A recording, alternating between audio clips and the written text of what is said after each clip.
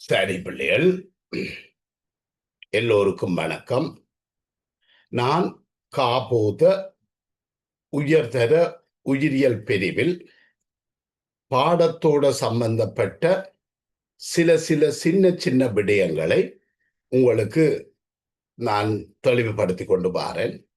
அந்த வகையில யூனிட் 4 அலகு 4 தாவரங்களின் இனப்பெருக்க செயல்முறையில சந்ததி பெருவிருத்தி என்ற ஒரு விடயத்தை மாத்திரம் இப்ப எடுத்து உங்களுக்கு சொல்ல இருக்கிறேன். அப்ப சந்ததி பெருவிருத்தி என்றால் என்ன என்றால், ஒரு தாவரத்தின் வாழ்க்கை வட்டத்தில 2 தாவரங்கள் இருக்கலாம். அது மறைக்கப்பட்ட நிலையில இருக்கலாம், அல்லது கண்ணுக்கு புலப்படக்கூடிய நிலையில இருக்கலாம். ஒன்றை சொல்றது புணரி தாவரம் என்று, கெமெட்டோஃபைட், புணரி தாவரம். இரண்டாவது வித்தி தாவரம் என்று சொல்றது ஸ்பொரோஃபைட், வித்தி தாவரம், ஸ்பொரோஃபைட். அப்போ ஒரு தாவரத்தின் வாழ்க்கை வட்டத்தில இந்த புணரி தாவரம் இருக்குது. அது ஒரு மடியமான சந்ததி, அதாவது அதன் கலங்கள்ல நிறமூர்த்தங்கள் அமைப்பொத்த சோடியா இருக்காது. அப்ப அந்த தாவரம் பல்கல அமைப்புடையது. அந்த தாவரம் பல்கல அமைப்பை உடையது. அது இளையுறு பிரிவடைந்தேன். ஒரு மடிய தாவரத்தில ஒடுக்கற் பிரிவு நடக்க இயலாது. அப்ப அதனால அது இளையுறு பிரிவால புணரிகளை உருவாக்கும். அப்ப பாருங்க, ஒரு தாவரத்தின் வாழ்க்கை வட்டத்துல புணரி தாவரம் இருக்கு. அதிண்ட சிறப்பியல்பு என்ன? ஒரு மடியமானது, பல்கல அமைப்பை உடையது, புணரிகளை உருவாக்கக்கூடியது. என்னத்தால? இளையுறு பிரிவால புணரிகளை உருவாக்கக்கூடியது. சரி, இன்னொரு தாவரம் வித்தி தாவரம் இருக்குது. வித்தி தாவரமும் பல்கல அமைப்பை உடையது.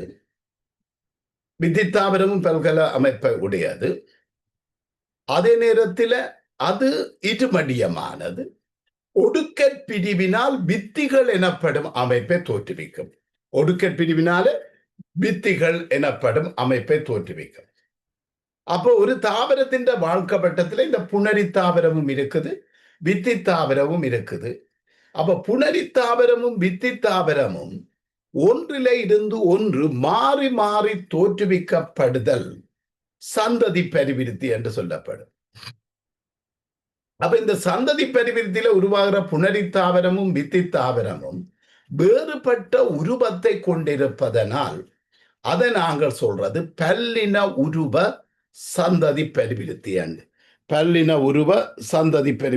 சொல்றது. அப்ப பல்லின உருவ சந்ததி பெருவிருத்தி என்று சொல்றது. அப்ப அது உங்களுக்கு தெரியும். அப்ப இப்ப பல்லின உருவ சந்ததி பெருவிருத்தி என்றால் என்ன? ஒரு தாவரத்தின் வாழ்க்கை வட்டத்தில்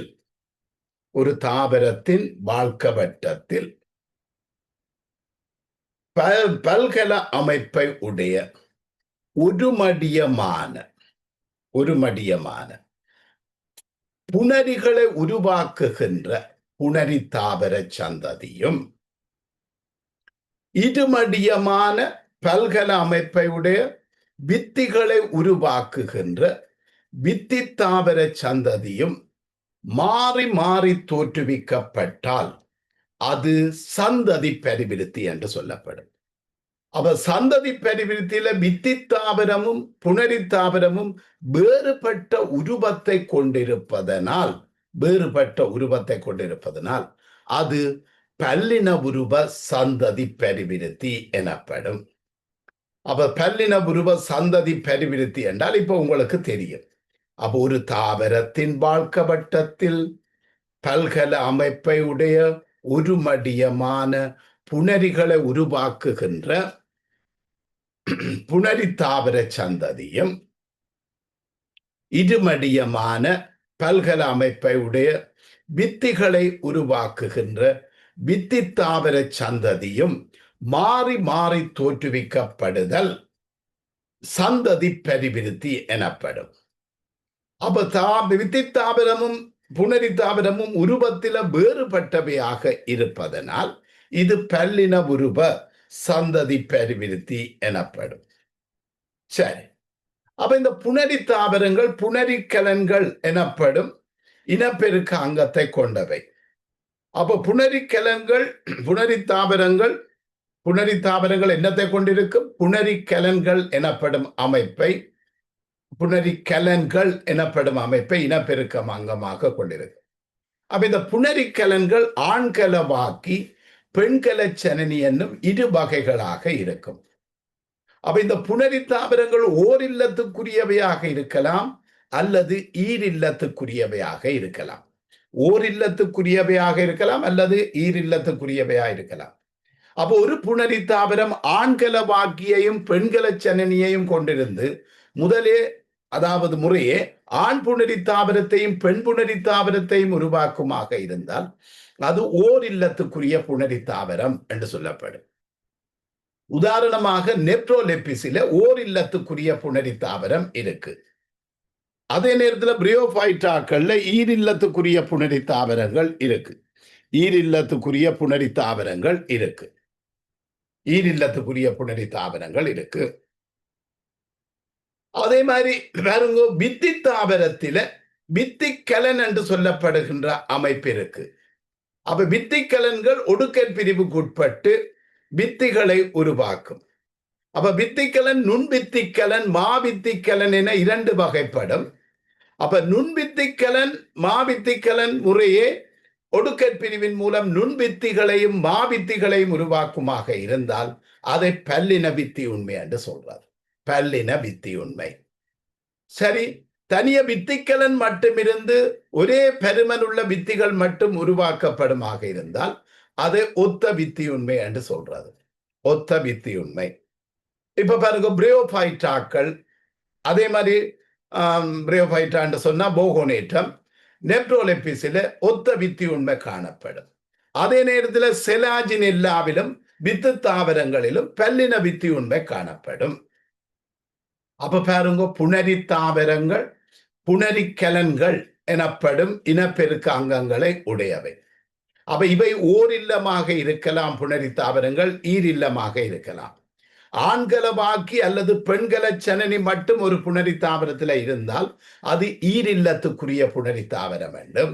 ஆண்கள வாக்கியும் பெண்கள சனனியும் ஒரு தாவரத்தில் இருந்தால் அது ஓர் இல்லத்துக்குரிய புனரித்தாவரம் என்றும் சொல்லப்படும். அப்ப பாருங்க,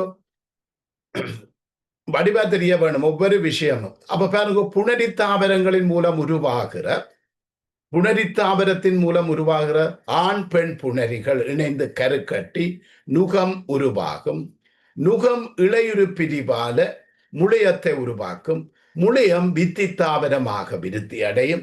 வித்தித்தாவரம் ஒடுக்கற் பிரிவுக்குட்பட்டு வித்திகள் உருவாகும். வித்திகள் முளைத்து புனரித்தாவரம் உருவாகும். அப்ப கூர்ப்பு ரீதியாக புனரித்தாவரங்கள் ஒடுக்கப்பட்டு வித்தித்தாவரங்கள் ஆட்சி பெறும். ஆட்சி பெறும் என்றால் தரையில கூடிய காலம் வாழும். இப்ப போகனேற்றத்தில் புனரித்தாவரம் ஆட்சியானது அண்டா போகனேற்றம் கூடிய காலம் வாழும். அதே நேரத்தில் மிக மிக குறைந்த விருத்தியுடைய புனரித்தாவரம் அந்தோஃபைட்டாக்கள்ல உண்டு. அங்கு முற்று முழுதாக தங்கி வாழும் வித்தித்தாவரத்துல தங்கி வாழும் புனரித்தாவரம் உண்டு. இதுதான் பிள்ளைகள் சந்ததி பெருவிருத்தி. அப்ப நான் இப்ப உங்களுக்கு சொல்லி காட்டுறேன். ஒரு சந்ததி பெருவிருத்திய சொற்களையும் அம்புக்குறிகளையும் பாவிச்சு கீறி பார்ப்போம். அப்ப இது புனரித்தாவரம். பாருங்க, புனரித்தாவரம் புனரித்தாவரம்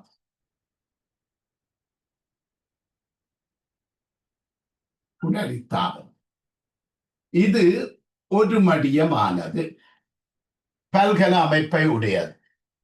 அப்ப இது ஒரு மடியம் என்றபடியா ஒடுக்கற் பிரிவு நடக்க இயலாது. இது என்ன செய்யும்? இளையுறு பிரிவின் மூலம் ஆண் புணரியையும் பெண் புணரியையும் உருவாக்கும். அப்ப இது பெண் புணரி, இது ஆண் புணரி. அப்ப நான் இப்ப ஓர் இல்லத்துக்குரியதை காட்டுறேன். சரி, அப்ப ஆண் புணரியும் ஒரு மடியம், பெண் புணரியும் ஒரு மடியம். அப்ப இந்த புணரிகள் இணைந்து, அப்ப இந்த நிகழ்ச்சிக்கு பேர் கருக்கட்டல். பாருங்க, கருக்கட்டல். கருக்கட்டலின் விளைவாக நுகம் உருவாகும்.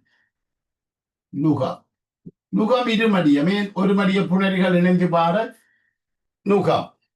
நுகம் என்ன செய்யும்? இளையுறு பிரிவுக்கு உட்படும். இளையுறு பிரிவுக்கு உட்பட்டு விருத்தி அடையும்.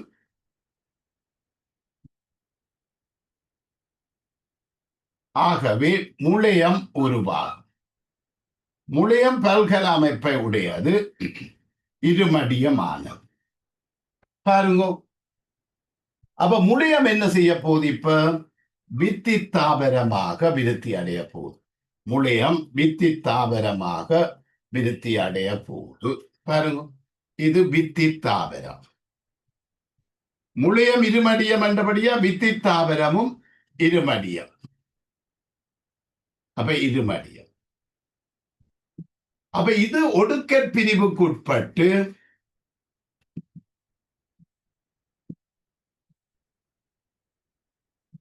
ஒரு மடிய வித்தியை உருவாக்கும். அப்ப இந்த வித்தி முளைத்தல் பாருங்க, முளைத்தல் புணரி தாவரம் உருவாகும். பாருங்க என்ன செட்டப் பண்டு.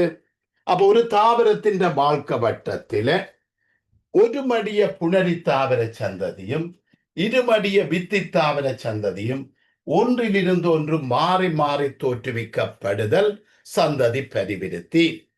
அப்ப புணரி தாவரமும் வித்தி தாவரமும் வேறுபட்ட உருவம் கொண்டபடியால் இதை பல்லின உருவ சந்ததி பெரிவிருத்தி என்று சொல்றாரு. பல்லின உருவ சந்ததி பெரிவிருத்தி. அப்ப புணரி தாவரம் ஒரு மடியமானது, வித்தி தாவரம் இருமடியமானது. அப்ப புணரி தாவரம் இளையுறு பிரிவின் மூலம் புணரிகளை உருவாக்கும். இளையுறு பிரிவின் மூலம் புணரிகளை உருவாக்கும். புணரிகள் இணைந்து கருக்கட்டும், நுகம் உருவாகும். நுகம் இளையுறு பிரிவடைந்து முளையமாக மாறும்.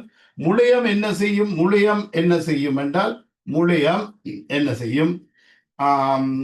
வித்தி தாவரமாக விருத்தி அடையும். முளையம் வித்தி தாவரமாக விருத்தி அடையும். வித்தி தாவரம் ஒடுக்கற் பிரிவுக்குட்பட்டு வித்திகளை உருவாக்கும். வித்தி முளைச்சு புணரி தாவரத்தை உருவாக்கும். அப்ப கூர்ப்பு ரீதியாக புணரி தாவரங்கள் ஒடுக்கப்பட்டு செல்லும், வித்தி தாவரங்கள் ஆட்சி அடைந்து செல்லும். பிரயோபைட்டாக்கள்ல புணரி தாவரங்கள் ஆட்சியுடையவையாக விளங்கும். அந்தோபைட்டாக்கள்ல நன்கு விருத்தி அடைந்த வித்தி தாவரங்கள் காணப்படும். அப்ப புணரி தாவரங்கள் புணரிகளை உருவாக்குறதுக்காக புணரி கலன்கள் எனப்படும் அமைப்பை கொண்டிருக்கும். அதே மாதிரி வித்தி தாவரங்கள் வித்தியை உருவாக்குறதுக்காக வித்தி கலன் என்று சொல்லப்படுகின்ற அமைப்பை உருவாக்கும். அப்ப இதே அடிப்படையாக வச்சுக்கொண்டு நீங்கள் வாழ்க்கை வட்டங்களை தெரிய வேணும். அப்ப நான் இப்போ ஒவ்வொரு வாழ்க்கை வட்டம், பிள்ளைகளுக்கு கஷ்டமான பகுதிகள் என்று வாழ்க்கை வட்டங்களும் ஒன்று இருக்கு. அப்ப நான் வசதியான நேரத்தில் உங்களுக்கு வாழ்க்கை வட்டங்களையும் தந்து கொண்டு போவேன். ஓகே, பாய் பிள்ளைகள்.